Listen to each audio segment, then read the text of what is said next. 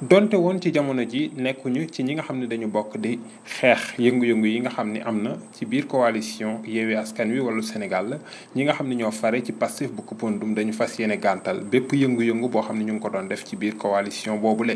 dañoo am problème ak communication ak suñu leader yi soit bi ñu yëgee mbir mi suñ ko yëgee soit ñu ñëw ba fii waxtaan ak ñun wala ñu dañ ko dakk ba après législative yi su ko defee ñoom ñu toog nu ñuy waxtaanee suñu biir.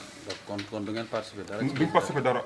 ci beneen wàll itam ki nga xam ne moom mooy Ousmane Gueye nekk coordonnateur départemental Pastef bu Koumpentoum bëgg na daal waa coalition Yewwi Askan Wi daal di xoolaat seen doxalin. loo gis dëgg moo ko war a lal ñun ci projet bien défini la ñu duggoon problème yi Yewwi am yii am na loo xam ne responsable Yewwi ñoo ko def ñun daa am lu ñuy xeex mooy ni dëkk bi di doxee ci la ñuy dox guddeeg bëccëg. question de personnes intéressé wuñu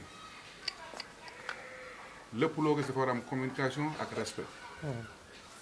fu respect amut respect d'engagement amut ànd mënu faa am lii rek la amut leneen.